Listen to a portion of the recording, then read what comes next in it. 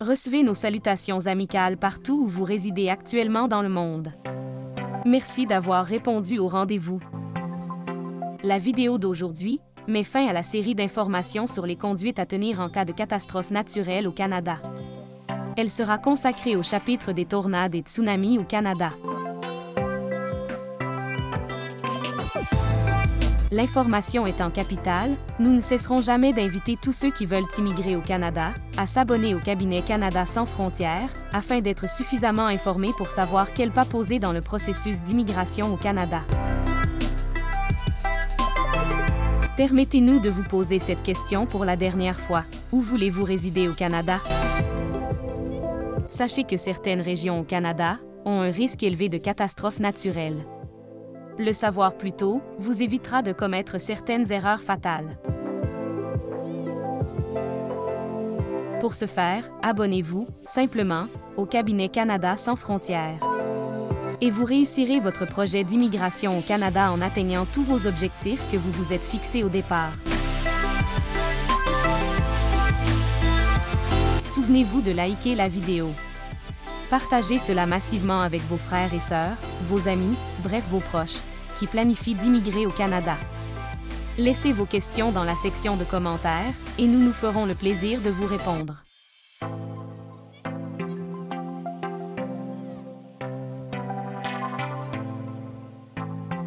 Les tornades au Canada. Les tornades surviennent assez fréquemment au Canada, mais seulement dans certaines régions précises, soit le sud de l'Alberta, le Manitoba et la Saskatchewan, le sud de l'Ontario, le sud du Québec, l'intérieur de la Colombie-Britannique et l'ouest du Nouveau-Brunswick. Les tornades peuvent se produire à tout moment de l'année, mais la saison des tornades va d'avril à septembre, juin et juillet étant les mois où l'on en dénombre le plus. L'effet sur les tornades. Les tornades sont des colonnes rotatives de vent violent. Elles se déplacent parfois rapidement, jusqu'à 70 km/h, et détruisent tout sur leur passage. Dans d'autres situations, la tornade est minime et ne touche que quelques endroits. Qu'elles soient de grande ou de petite envergure, elles peuvent déraciner des arbres, faire basculer des voitures et démolir des maisons. Elles se développent surtout l'après-midi et en début de soirée, mais on en a déjà observé la nuit. Les signes précurseurs sont un orage violent accompagné d'éclairs et de coups de tonnerre fréquents. Un ciel très sombre avec, parfois, des nuages verdâtres ou jaunâtres, un grondement ou un sifflement. Un nuage en forme d'entonnoir à la base d'un nuage orageux, souvent derrière un rideau de pluie torrentielle ou de grêlons. Environnement Canada doit avertir le public lorsque les conditions météorologiques peuvent entraîner une tornade. Pour ce faire, le ministère utilise la radio, la télévision, les journaux, son site Internet ainsi que les lignes téléphoniques de météo. Si vous habitez dans l'une des régions où le risque de tornade est élevé, il est conseillé d'écouter la radio pendant les orages violents.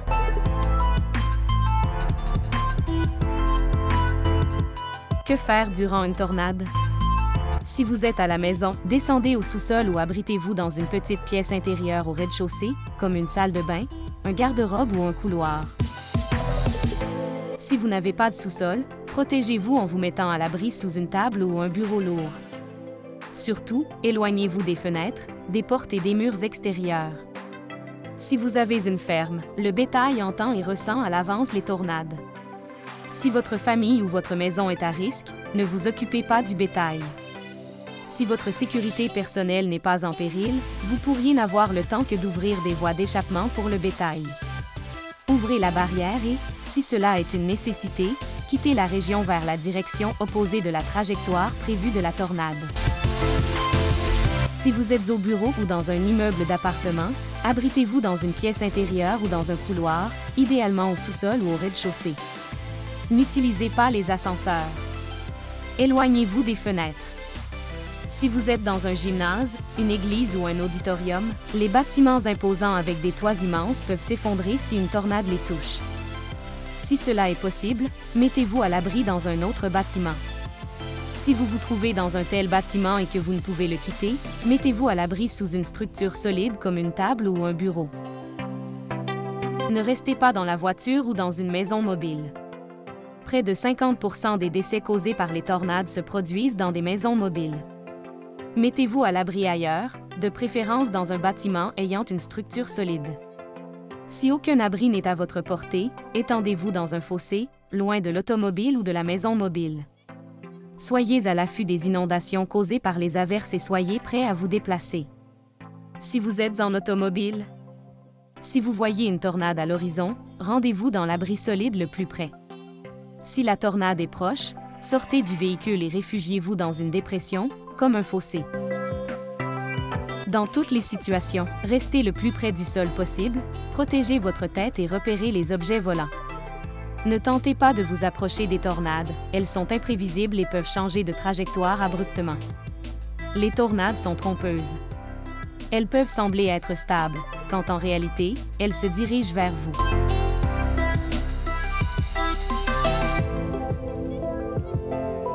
Les tsunamis au Canada. Les tsunamis sont une série de vagues imposantes qui déferlent sur les régions côtières. Ils peuvent survenir pratiquement sans avertissement et causer des inondations et des dommages dans les collectivités côtières. Heureusement, ils se produisent rarement. Les ondes de tempête sont plus fréquentes. Les résidents, surtout ceux qui vivent dans les terres basses du littoral, devraient prendre des précautions et se préparer à affronter ce phénomène naturel.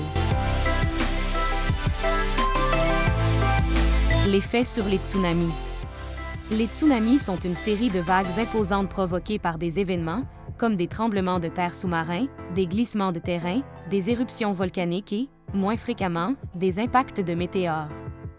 Les tsunamis peuvent également survenir dans des grands lacs. Ils peuvent survenir pratiquement sans avertissement dans les océans et les lacs.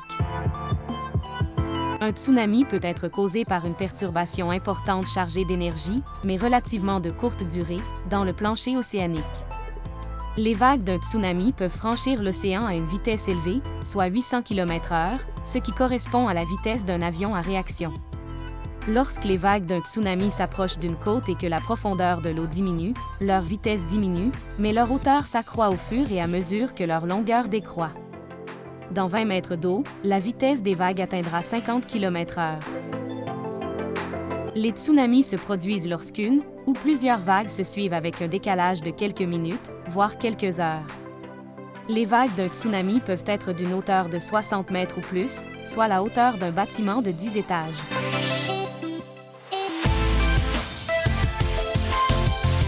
Comment se préparer avant la survenue d'un tsunami? Examinez votre maison et votre terrain afin de déterminer si des inondations sont possibles. Repérez les éléments vulnérables et prenez des mesures correctives. Sachez comment interrompre l'acheminement du gaz et de l'électricité dans votre maison. Il se peut que les autorités de votre région vous demandent de le faire. N'entreposez pas vos documents importants au sous-sol. Conservez-les sur les étages supérieurs, ce qui les prémunira contre les inondations. Veillez à ce que votre famille ait une trousse d'urgence et un plan d'urgence. Assurez-vous que votre trousse d'urgence puisse être transportée dans un sac à dos ou une valise à roulettes.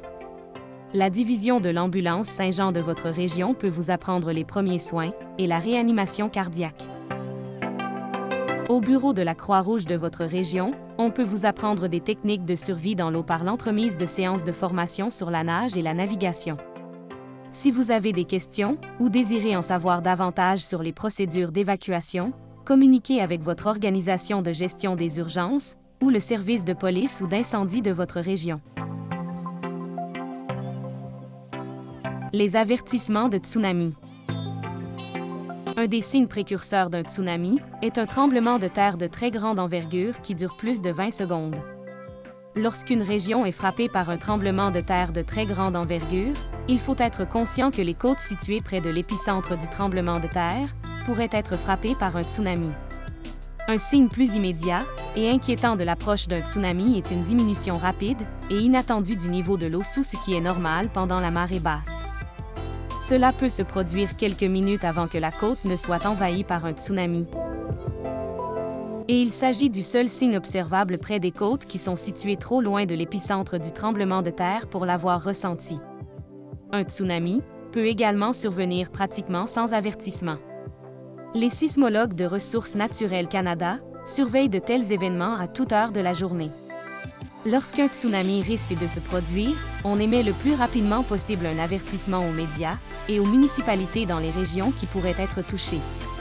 Les services de communication et de trafic maritime de la Garde côtière canadienne diffusent aux marins les avertissements de tsunami.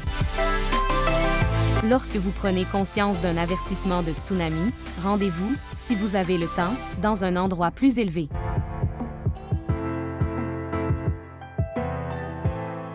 Que faire durant un tsunami? Ne vous rendez pas sur la côte pour voir le tsunami déferler. Si vous pouvez le voir, c'est que vous êtes trop près pour vous échapper. Si un tsunami s'approche et que vous ne pouvez vous rendre dans un endroit plus élevé, restez à l'intérieur où vous serez protégé de l'eau. Il est préférable que vous vous réfugiiez dans la partie de la maison du côté de la terre, loin des fenêtres. Bien souvent, les tsunamis sont une série de vagues qui peuvent être séparées par quelques minutes, voire une heure. Surveillez la progression du tsunami et soyez à l'écoute des avertissements ou des instructions des autorités locales. Si vous êtes en sécurité lorsque le premier tsunami s'abat, restez à cet endroit jusqu'à ce que les autorités indiquent que la situation est sous contrôle. Après un tsunami, des eaux de crue peuvent s'accumuler. Il peut être dangereux de marcher ou de conduire dans ces eaux. Avant de prendre le volant, il vaut mieux écouter attentivement les directives des responsables locaux qui coordonnent les plans d'évacuation. Pensez aux risques potentiels tels que l'hypothermie ou la noyade en eau vive. La division de l'ambulance Saint-Jean ou le bureau de la Croix-Rouge de votre région peuvent vous fournir de plus amples renseignements sur la façon de prévenir ces problèmes.